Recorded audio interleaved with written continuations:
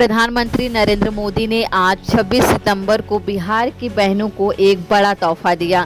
बिहार के मुख्यमंत्री नीतीश कुमार के साथ वीडियो कॉन्फ्रेंस के जरिए उन्होंने मुख्यमंत्री महिला रोजगार योजना की शुरुआत की और 75 लाख महिलाओं के खातों में सीधे 10-10 हजार रुपए की पहली किस्त भेज दी।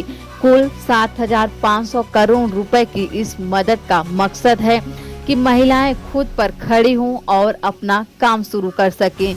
बिहार की 75 लाख महिलाओं को मुख्यमंत्री महिला रोजगार योजना की सौगात देते हुए प्रधानमंत्री मोदी ने कहा कि नवरात्रि के इन पावन दिनों में आज मुझे बिहार की नारी शक्ति के साथ उनकी खुशियों में शामिल होने का अवसर मिला। नवरात्रि के इस पावन पर्व पर आप सबका आशीर्वाद हम सब के लिए एक बहुत बड़ी शक्ति है। मैं आपका हृदय से आभार व्यक्त करता हूं।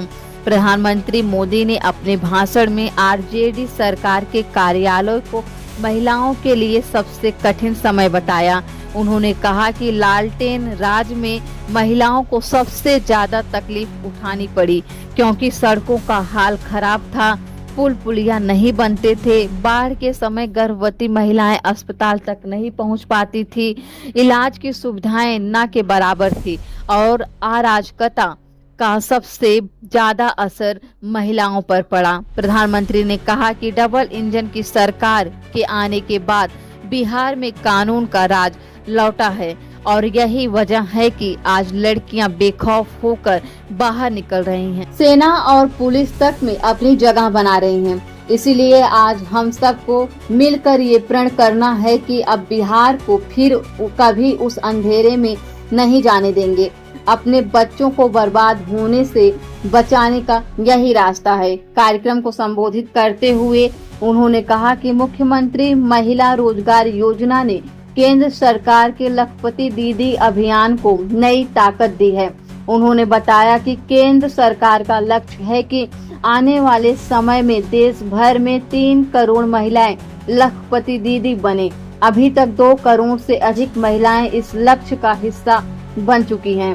पीएम ने विश्वास जताया कि जिस गति से बिहार में डबल इंजन की सरकार काम कर रही है, जल्द ही देश में सबसे ज्यादा लखपति दीदी बिहार से होंगी।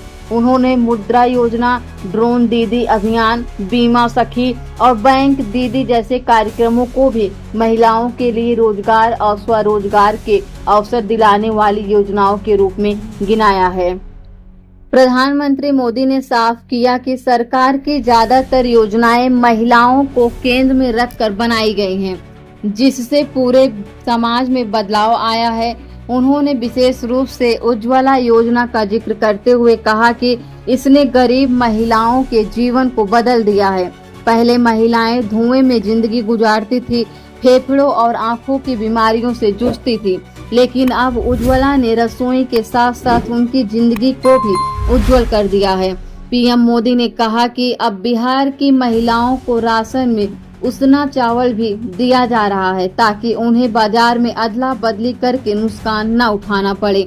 इसके अलावा उन्होंने पीएम आवास योजना की भी बात की, जिसमें घरों का मालिकाना हक महिलाओं के नाम पर दिया जा रहा है।